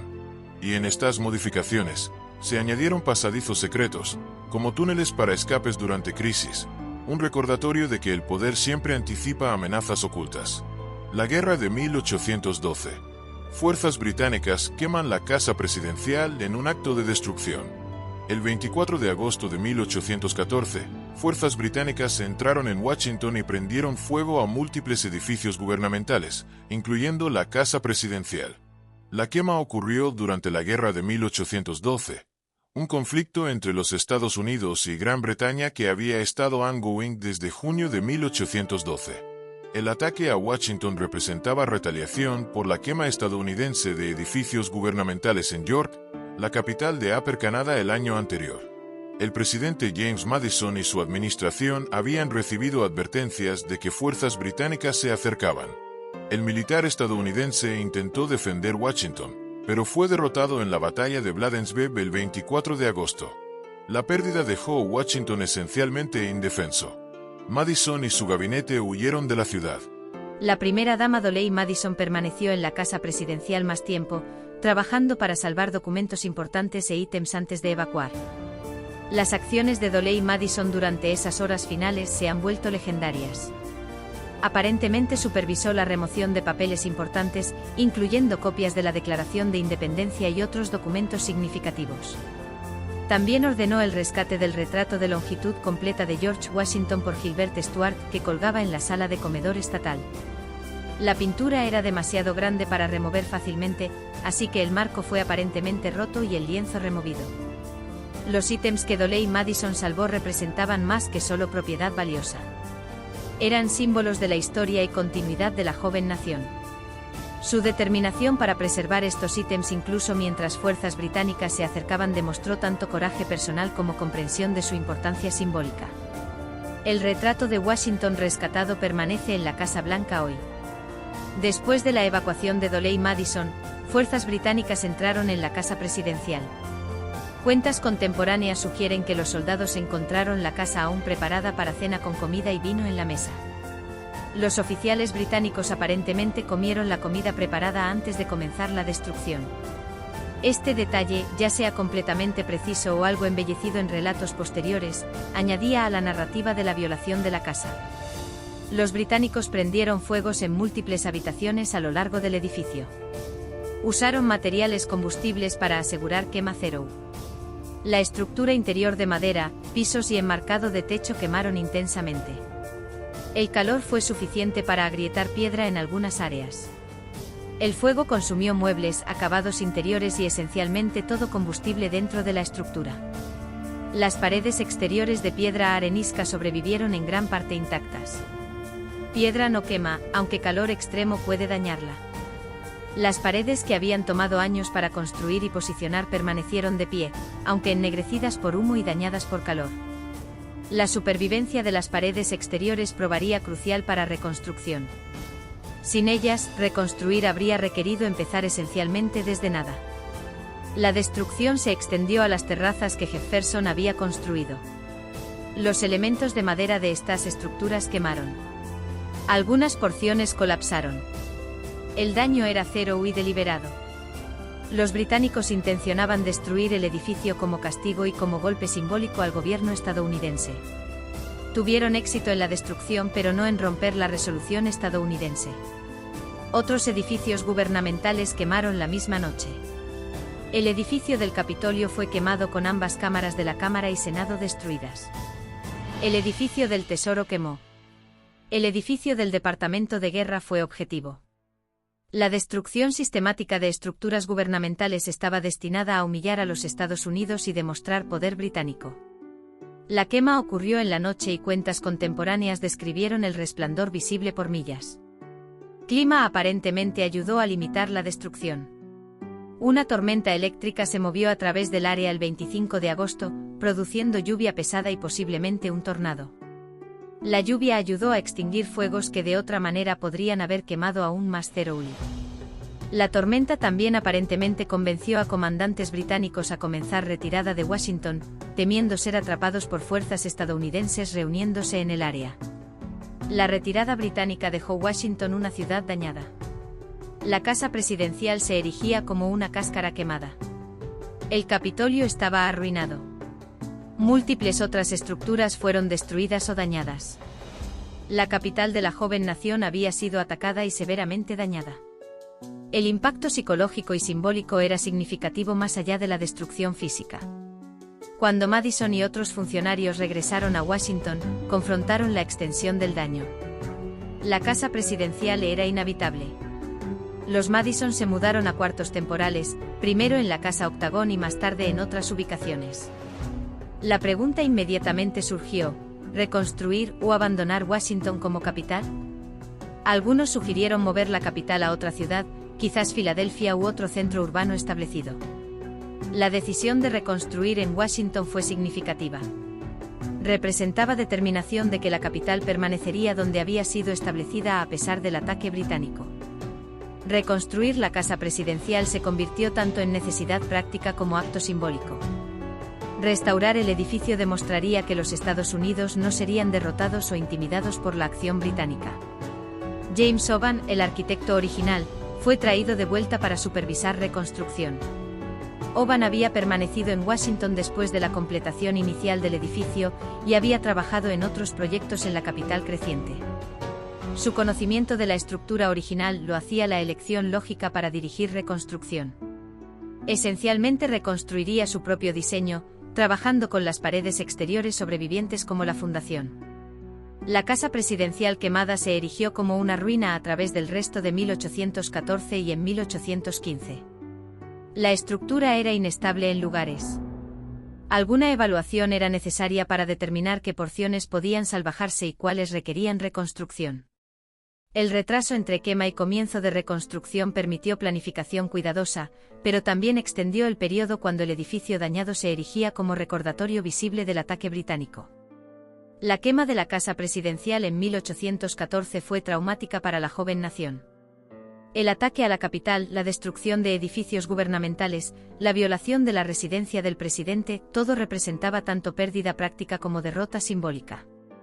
Pero la decisión de reconstruir y reconstruir en la misma ubicación usando el mismo diseño básico representaba resiliencia y determinación. La casa presidencial se elevaría de nuevo de sus cenizas, una lección en cómo la destrucción puede forjar fuerza renovada. Elevándose de las cenizas, Oban regresa para reconstruir entre escombros. La reconstrucción de la casa presidencial comenzó en serio en 1815. James Oban regresó para dirigir la reconstrucción, trabajando con las paredes exteriores sobrevivientes y esencialmente reconstruyendo todo lo demás. El proyecto tomaría aproximadamente 3 años, con la casa volviéndose habitable de nuevo para finales de 1817. El primer paso era evaluar el daño y determinar qué podía salvajarse. Las paredes exteriores de piedra arenisca habían sobrevivido, pero estaban dañadas por humo y agrietadas por calor en lugares. Alguna piedra necesitaba reemplazo. Otras secciones podían repararse y reutilizarse. La fundación estaba intacta. La estructura básica permanecía, pero todo lo demás requería reconstrucción. El interior había sido completamente destruido. Todo el enmarcado de madera, pisos, escaleras, todo combustible se había ido. La reconstrucción esencialmente recrearía el interior desde la fundación hacia arriba. Esto proporcionaba oportunidad para hacer algunas mejoras y modificaciones basadas en experiencia con la estructura original, pero el diseño básico seguiría los planes originales de Oban. Financiamiento para reconstrucción vino a través de apropiación congresional. El costo era significativo, aunque quizás menos que construir enteramente nuevo habría sido, ya que las paredes exteriores sobrevivieron. El Congreso asignó dinero en etapas con apropiaciones iniciales, cubriendo estabilización de emergencia y planificación seguidas por sumas mayores para reconstrucción actual. La fuerza laboral para reconstrucción incluía tanto trabajadores regresando que habían construido la estructura original como nuevos trabajadores y artesanos. Algunos de los mismos desafíos que enfrentaron la construcción original reaparecieron. Obtener materiales, transportarlos al sitio, organizar labor hábil y no hábil. El trabajo requería esencialmente los mismos oficios y habilidades que la construcción original. Piedra para reparaciones vino de nuevo de las canteras de Aquia Creek. Bloques de reemplazo tenían que coincidir con piedra existente en apariencia y propiedades. Coincidir color y textura requería selección cuidadosa en la cantera. Los talladores de piedra que daban forma a bloques de reemplazo necesitaban coincidir el carácter del trabajo original para que reparaciones se mezclaran con tela original sobreviviente. El enmarcado interior usó madera como el original había. Las vigas de madera, viguetas y estructura de techo se reconstruyeron siguiendo el diseño original, pero con algunas mejoras basadas en técnicas de construcción que habían desarrollado o se habían entendido mejor. El enmarcado procedió piso por piso con cada nivel proporcionando plataforma para trabajo en el nivel superior. Yesar las paredes interiores procedió después de que el enmarcado estuviera completo. El trabajo de yeso recreó los acabados de habitación originales, incluyendo elementos decorativos en las habitaciones principales. Yeseros hábiles trabajaron en los diseños elaborados de techo y las molduras que daban a las habitaciones formales su carácter arquitectónico. Este trabajo era consumidor de tiempo y requería condiciones secas para permitir curado adecuado. Algunas modificaciones se incorporaron durante reconstrucción. Oban hizo mejoras a sistemas mecánicos y arreglos de habitación basados en experiencia con el edificio original. Los cambios eran generalmente menores, refinando en lugar de alterando fundamentalmente el diseño. El objetivo era restaurar el edificio a su función intencionada mientras corrigiendo problemas identificados durante su primer uso.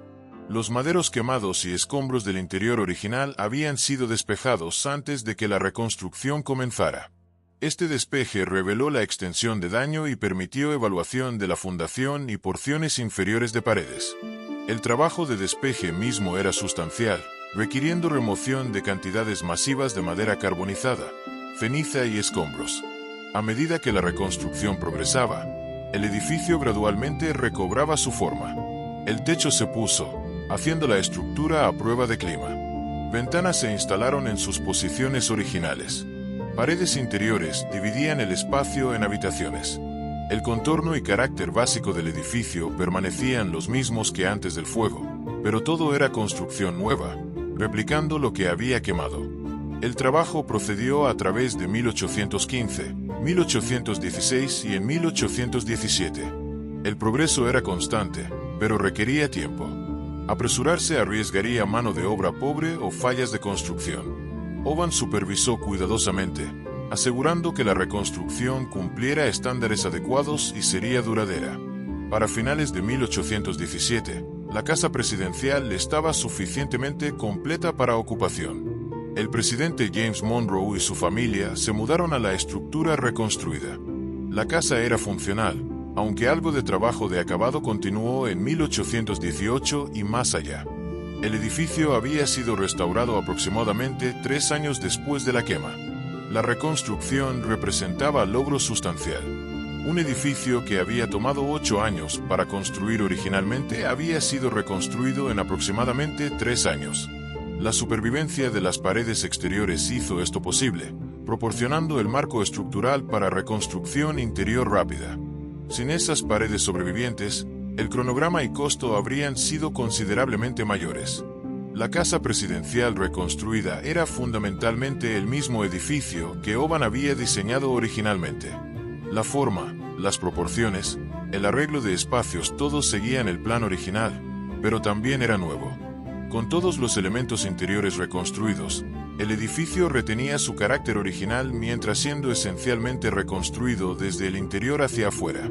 La reconstrucción exitosa demostró determinación y capacidad estadounidense. El ataque británico había dañado pero no destruido la capital. La disposición a reconstruir la casa presidencial y otros edificios gubernamentales mostró que Washington permanecería la capital. Las estructuras reconstruidas simbolizaban resiliencia nacional y compromiso con la capital que Elephant y Washington habían envisionado. Pero las cicatrices del fuego permanecen en historias de hauntings, como apariciones de soldados británicos, una lección sobre cómo la violencia deja ecos eternos. ¿Por qué blanca? La pintura y el nombre para ocultar heridas. La casa presidencial había sido construida de piedra arenisca de Akia Creek que tenía un color natural tostado o marrón claro. Las paredes exteriores eran este color de piedra natural cuando el edificio fue primero completado y ocupado. La transformación a blanca ocurrió durante la reconstrucción después de la guerra de 1814. Aunque las razones y timing exacto tienen algo de complejidad en el registro histórico, el fuego de 1814 dejó las paredes exteriores manchadas de humo y dañadas. La piedra arenisca, aunque estructuralmente sólida, estaba descolorida. La piedra se había oscurecido por humo y en algunas áreas mostraba efectos del calor intenso. Las paredes necesitaban atención más allá de solo reparación estructural. Algún tratamiento de superficie sería necesario para restaurar la apariencia del edificio. Blanqueo o pintura de edificios de piedra no era inusual en el periodo. El tratamiento servía a múltiples propósitos. Protegía la piedra de meteorización. Creaba una apariencia uniforme incluso cuando piedras variaban algo en color o calidad. Proporcionaba un look terminado que piedra cruda a veces carecía, particularmente cuando la piedra había meteorizado o sido dañada. La decisión de pintar la casa presidencial blanca durante reconstrucción era aparentemente práctica. La pintura cubría daño de humo y decoloración. Creaba una apariencia limpia, uniforme. Pintura blanca era relativamente barata y readily disponible. El color también tenía apelación simbólica, sugiriendo frescura, pureza y renovación después de la destrucción del fuego. La pintura ocurrió durante o poco después de la reconstrucción en 1815 a través de 1817. Fuentes varían en timing exacto, pero el edificio fue pintado blanco como parte del trabajo de restauración. La transformación fue inmediata y striking. El edificio que había sido color piedra arenisca natural se convirtió en la estructura blanca que definiría su apariencia hacia adelante. La pintura usada era pintura blanca basada en plomo, estándar para el periodo. Pintura de plomo era duradera y proporcionaba buena cobertura. La toxicidad del plomo no era bien entendida en el tiempo. Pintura de plomo continuaría usándose en el edificio por muchos años antes de que sus peligros se reconocieran y alternativas se desarrollaran. Mantener la apariencia blanca requería repintado periódico. Clima, particularmente veranos húmedos de Washington e inviernos variables, degradaba superficies de pintura. El edificio necesitaba repintado cada pocos años para mantener su apariencia. Este mantenimiento ongoing se convirtió en práctica estándar con el edificio recibiendo nuevas capas de pintura regularmente. El nombre Casa Blanca emergió gradualmente y no se volvió oficial por muchos años. En los tempranos 1800s, el edificio era típicamente llamado la Casa Presidencial o la Mansión Ejecutiva en documentos oficiales. El nombre informal Casa Blanca apareció en correspondencia en periódicos, posiblemente tan temprano como los 1810s o años 20, pero no fue universalmente adoptado. El apodo Casa Blanca era descriptivo y directo. El edificio estaba pintado blanco y era la casa del presidente. El nombre lo distinguía del Capitolio y otros edificios gubernamentales.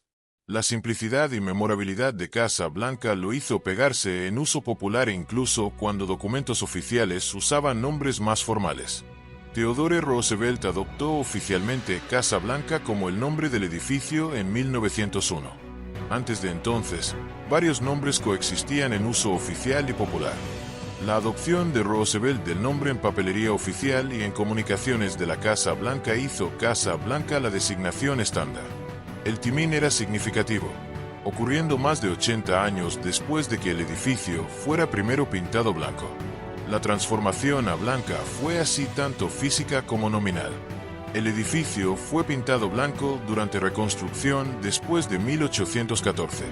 El nombre Casa Blanca emergió gradualmente en uso popular sobre décadas subsiguientes. Adopción oficial del nombre vino mucho más tarde en el temprano siglo XX. El color blanco y el nombre son ambos ahora tan identificados con el edificio que imaginarlo de otra manera requiere conciencia histórica. Algunas cuentas históricas sugieren que el edificio fue pintado blanco para cubrir daño de fuego, mientras otras notan que blanqueo de edificios de piedra era práctica común independientemente. Ambos factores probablemente jugaron roles. El daño de fuego hizo pintura necesaria o al menos altamente deseable. La elección de pintura blanca era lógica y tenía precedente. El resultado fue un edificio que parecía limpio, fresco y renovado. La apariencia blanca ha sido mantenida consistentemente desde la reconstrucción de 1815 a 1817. Cada presidente desde Monroe ha ocupado un edificio blanco. El color se ha vuelto tan asociado con la estructura que Casa Blanca funciona como sinécdoque, la parte representando el todo, refiriéndose no solo al edificio, sino a la presidencia misma y la rama ejecutiva del gobierno. La decisión de pintar el edificio blanco, inicialmente práctica y estética, tuvo consecuencias duraderas. El color se volvió definitorio. El nombre informal derivado de ese color eventualmente se volvió oficial. Una elección hecha durante reconstrucción se convirtió en característica permanente. Pero la pintura también oculta las cicatrices del fuego, un velo sobre el trauma, enseñándonos que la renovación a menudo esconde dolores pasados, expandiendo y modernizando. Cambios del siglo XIX con sombras crecientes. Después de la reconstrucción de 1815 a través de 1817, la Casa Blanca continuó evolucionando a través del siglo XIX. Varios presidentes hicieron modificaciones, añadieron mejoras tecnológicas y adaptaron el edificio a necesidades cambiantes. La estructura que Oban diseñó y reconstruyó permanecía reconocible, pero cambios ongoing gradualmente transformaron cómo funcionaba y aparecía. Una de las adiciones arquitectónicas más significativas vino en los 1820s. El pórtico norte, la entrada con columnas facing Avenida Pensilvania, se completó en 1829 durante la presidencia de Andrew Jackson. El pórtico había sido parte del diseño original de Oban, pero no había sido construido durante construcción inicial o reconstrucción inmediata. Añadirlo completó la fachada norte del edificio como originalmente envisioned. El pórtico sur facing los terrenos detrás del edificio se añadió en 1824 durante la presidencia de James Monroe. Como el pórtico norte, esto había sido planeado pero no ejecutado durante construcción original. El pórtico semicircular con sus columnas creó una fachada sur distintiva y proporcionó espacio exterior cubierto accesible desde las habitaciones del piso principal. Ambos pórticos fueron construidos siguiendo conceptos de diseño original de Oban. La adición de estos porches colonados clásicos mejoró la apariencia del edificio y proporcionó beneficios funcionales. El pórtico norte creó una secuencia de entrada más impresionante. El pórtico sur proporcionó acceso exterior protegido a los terrenos. Ambas adiciones hicieron el edificio más reconociblemente clásico en carácter. Modificaciones interiores ocurrieron a lo largo del siglo. Varios presidentes redecoraron habitaciones, cambiaron muebles, modificaron usos de habitación y adaptaron espacios a sus preferencias y necesidades. La flexibilidad de los espacios interiores permitió estos cambios sin alteración estructural mayor. Habitaciones podían repurponerse, redecorarse o reorganizarse según necesario. Mejoras tecnológicas transformaron cómo el edificio funcionaba. Agua corriente y plomería mejorada se instalaron gradualmente, reemplazando o suplementando los sistemas originales más simples. La instalación de plomería interior y retretes mejoró saneamiento y conveniencia. Estas mejoras ocurrieron en etapas a través de varias décadas a medida que tecnología se desarrollaba y se adaptaba al edificio. Iluminación de gas se instaló en los 1840S, reemplazando velas y lámparas de aceite como fuentes primarias de iluminación. El sistema de gas requería infraestructura, tubos a lo largo del edificio, fixtures en habitaciones, conexiones a suministro de gas. La mejora proporcionó iluminación mejor, más confiable, particularmente importante para eventos vespertinos y meses invernales cuando oscuridad venía temprano. La iluminación de gas fue eventualmente reemplazada por iluminación eléctrica. La Casa Blanca recibió electricidad en los 1890S durante la presidencia de Benjamin Harrison. La instalación de cableado eléctrico y fixtures fue gradual. La familia aparentemente fue inicialmente hesitante sobre electricidad, afraid de tocar interruptores. La transición de gas a iluminación eléctrica tomó algunos años para completarse a lo largo del edificio. Sistemas de calefacción mejoraron a lo largo del siglo. La calefacción original de chimenea fue suplementada y eventualmente parcialmente reemplazada por sistemas de calefacción central. Estas mejoras hicieron el edificio más cómodo durante meses invernales, abordando una de las quejas mayores de ocupantes tempranos. Los sistemas de calefacción requerían equipo mecánico típicamente ubicado en espacios de sótano y sistemas de distribución a lo largo del edificio. Los terrenos alrededor de la Casa Blanca se desarrollaron considerablemente durante el siglo XIX. Jardines se diseñaron y plantaron.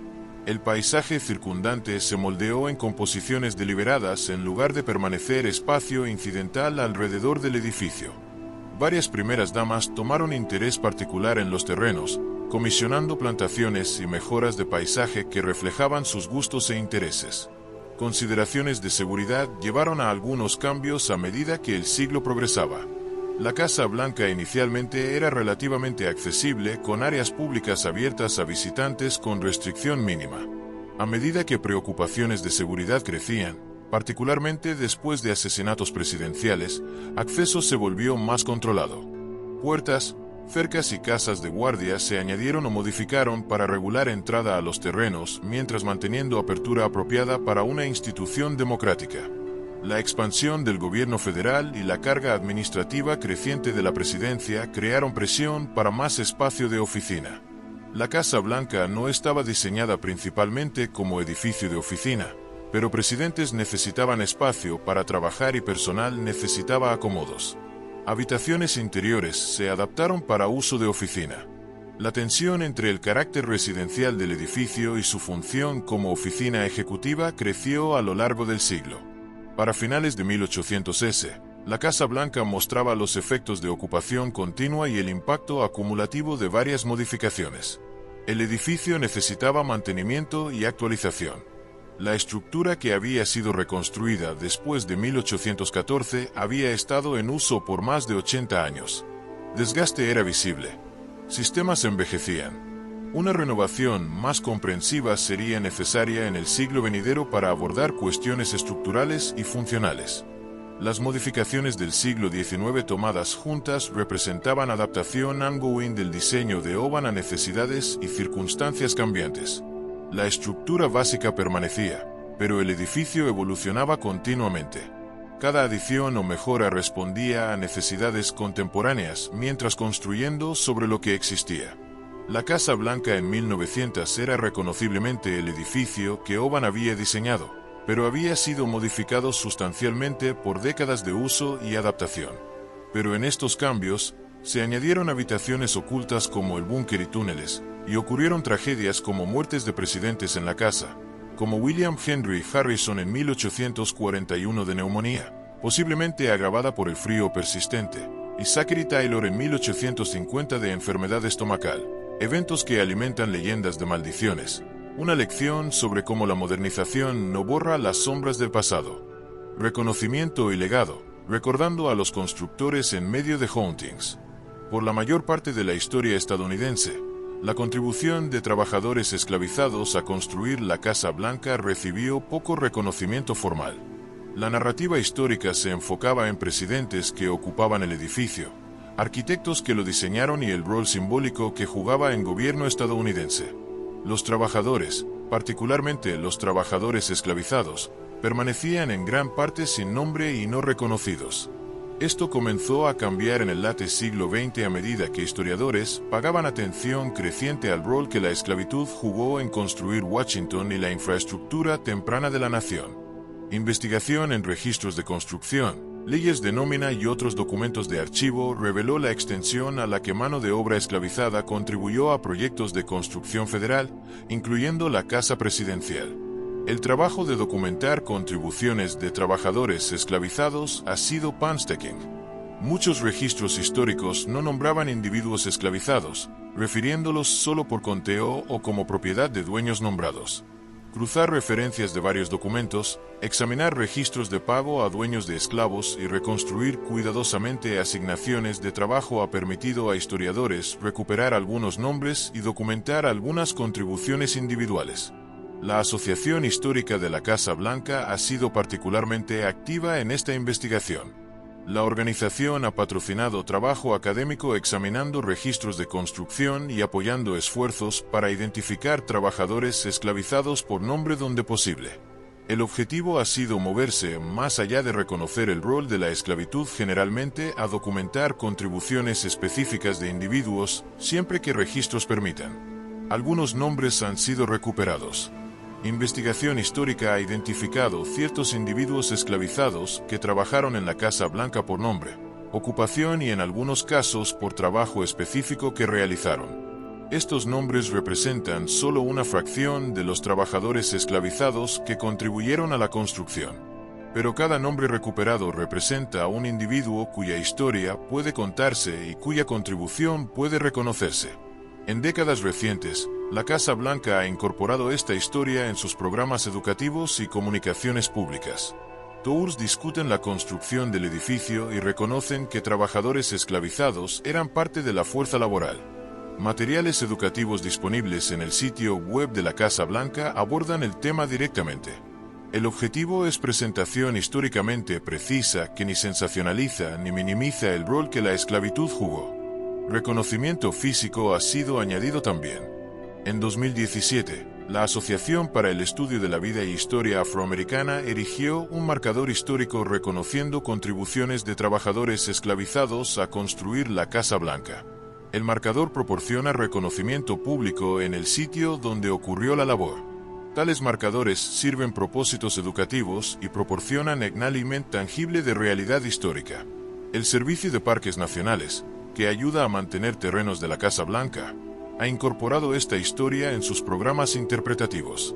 Rangers y guías discutiendo la historia de la Casa Blanca ahora rutinariamente incluyen información sobre la fuerza laboral diversa, incluyendo trabajadores esclavizados que la construyeron.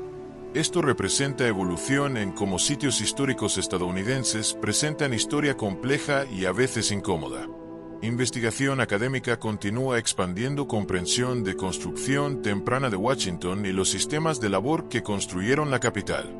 Académicos examinan archivos, descubren nuevos documentos y cruzan referencias de información para reconstruir imágenes más completas de quién trabajó en proyectos mayores y bajo qué condiciones.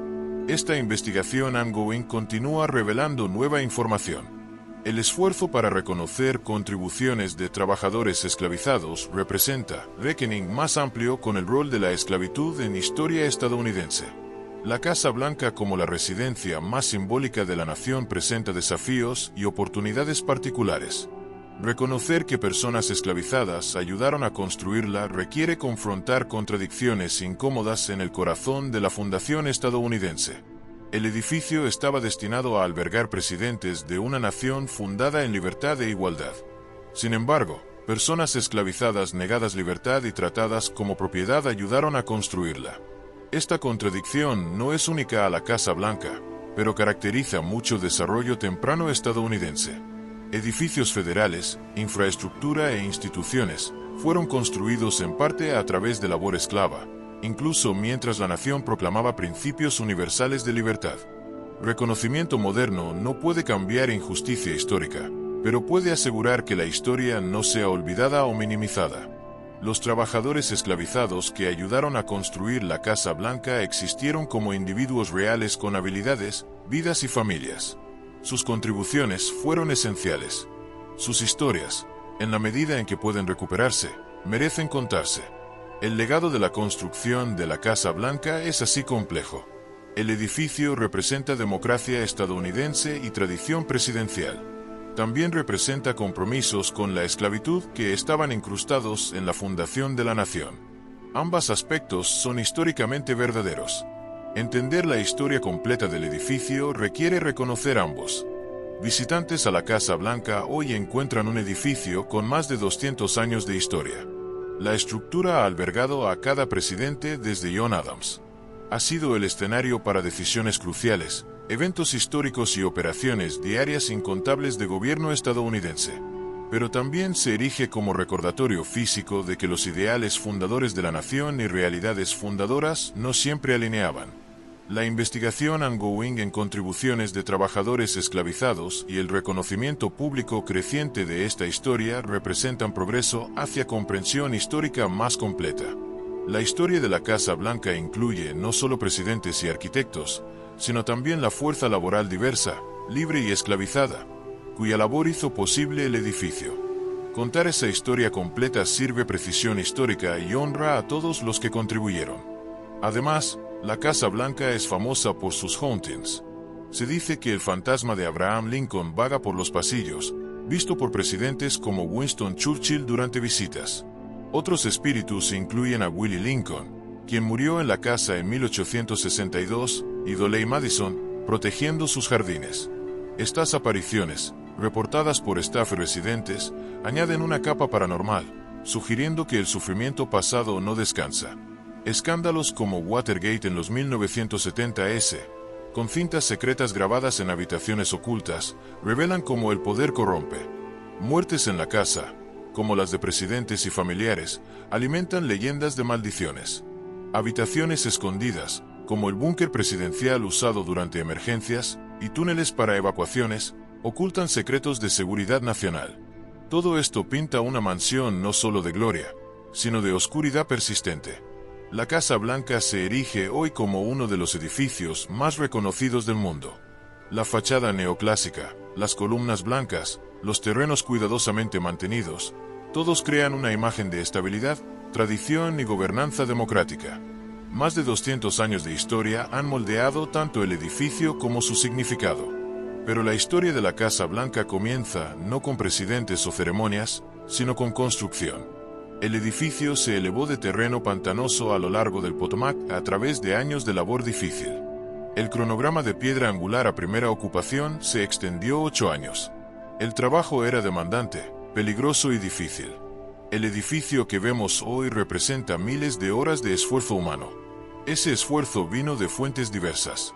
Artesanos libres trajeron habilidades aprendidas a través de aprendizaje en América y Europa. Inmigrantes buscaban oportunidad en la capital creciente. Trabajadores esclavizados compelidos sin elección o compensación proporcionaron labor esencial. Todos contribuyeron a elevar la estructura. El edificio existe por su trabajo independientemente de si laboraron libremente o en bandage. El diseño de James Oban proporcionó el marco, una estructura georgiana adaptada a propósitos republicanos.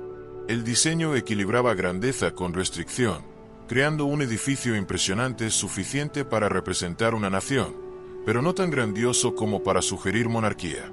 El equilibrio era deliberado y reflejaba las sensibilidades políticas de los jóvenes Estados Unidos. La supervivencia del edificio del quema de 1814 y su reconstrucción subsiguiente demostró resiliencia. La decisión de reconstruir en lugar de reubicar la capital fue significativa.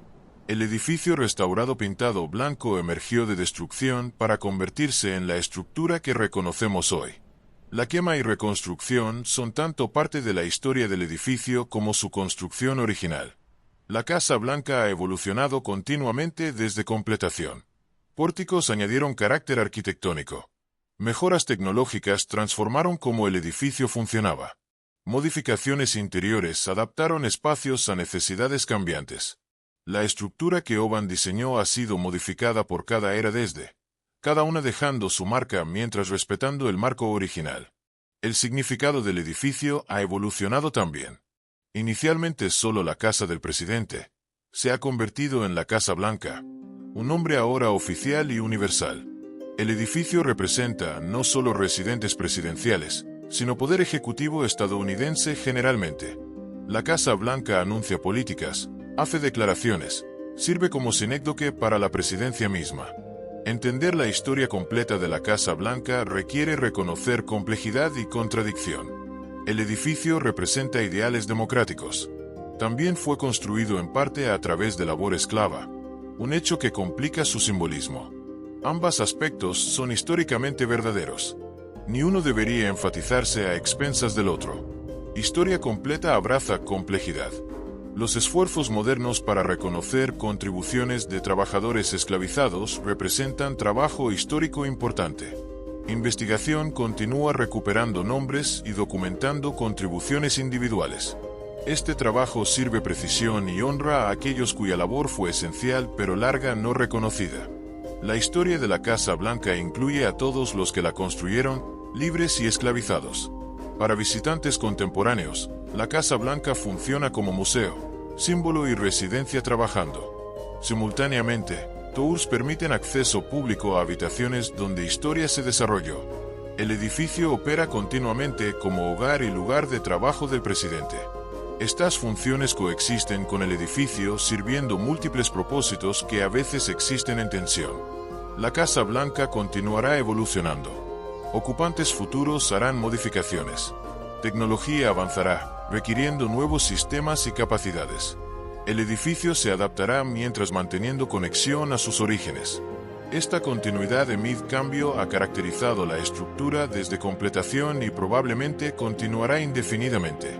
El legado más importante de la Casa Blanca puede ser su demostración de que edificios públicos significativos pueden perdurar a través de siglos mientras permaneciendo funcionales y relevantes. La estructura construida entre 1792 y 1800 aún sirve su propósito original más de 2 siglos después. Esta longevidad es remarcable y habla a la calidad del diseño de Oban y la habilidad de aquellos que la construyeron. El edificio conecta presente a pasado tangiblemente. Las paredes de piedra de pie incluyen bloques canteados y dados forma en los 1790s. Las habitaciones donde presidentes actuales trabajan y viven son los mismos espacios que Oban diseñó. El edificio proporciona continuidad física a través de historia estadounidense, una estructura que ha presenciado y albergado más de 200 años de gobernanza presidencial. Suscríbete si te gustó el vídeo, para más exploraciones oscuras de mansiones y sus secretos. Gracias por ver.